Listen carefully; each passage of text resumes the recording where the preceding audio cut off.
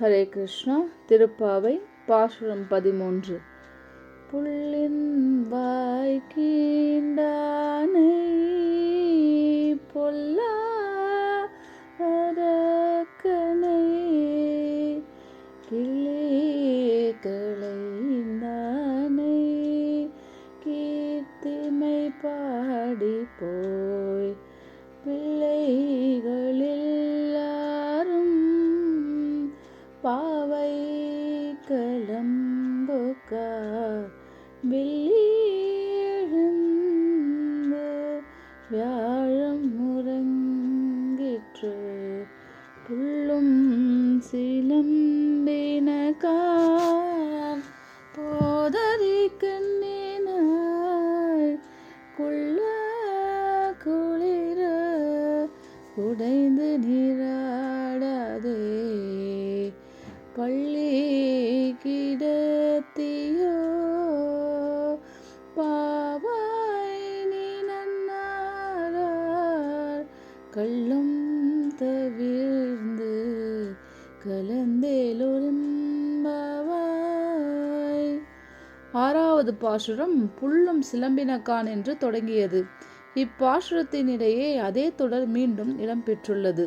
தாமரை பூவின் மலர்ச்சியினையும் மானின் மருட்சியினையும் கொண்ட அழகிய கண்களையுடையவளே என்னும் பொருளில் திருவாய்ப்பாடி பெண்கள் போதரி கண்ணினாய் என உள்ளே உறங்கிக் கொண்டிருப்பவளை விழிக்கிறார்கள்.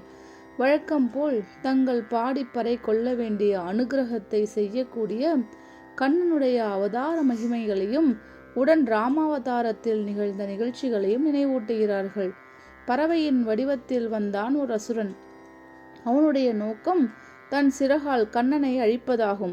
காக்கும் கடவுளையே அழிக்கப் புகுந்தவன் உருகப்படுவானா? அவன் எண்ணம் ஈடேறுமா? நோக்கம் தீயதானால் தீயதுதான் விளையும். அவ்வாறே விளைந்தது. பறவை வடிவமாக வந்த அசுரனின் வாயை பிளந்து அவன் வாழ்க்கையை முடித்தான் கண்ணன். இது போன்றேதான் இலங்கை வேந்தனாகிய ராவணனுக்கு எத்தகைய தீங்கும் இழைக்காத போதும் ராவணன் சீதைப்பால் மையலுற்று மாறுவேடம் தாங்கி வந்து சீதையை கவர்ந்து சென்று அசோகவனத்தில் சிறை வைத்தான்.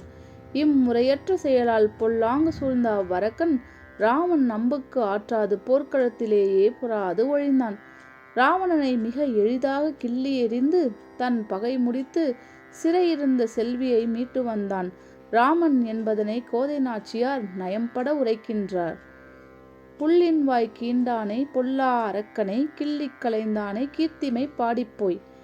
இவ்விருவருடைய பெருமையினையும் வெற்றியினையும் திருவாய்ப்பாடி சிறுமியர்கள் பாடிக்கொண்டு பாவை நோன்பு நோற்க வேண்டிய இடத்திற்கு சென்று சேர்ந்தார்கள்.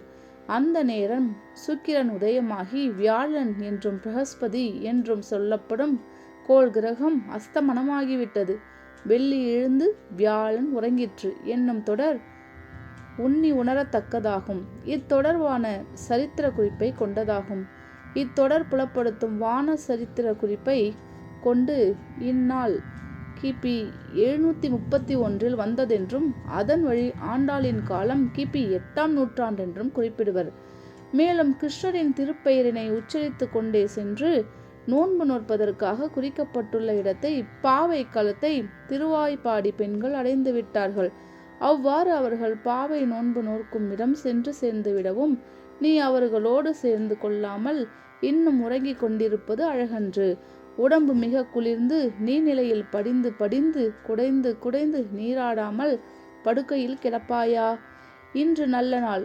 எனவே நீ உன் கள்ளத்தை கைவிட்டு எங்களோடு கலந்து பாவை நோன்பு மேற்கொள்ள வேண்டும் என்றும் கேட்டுக்கொள்கிறார்கள்.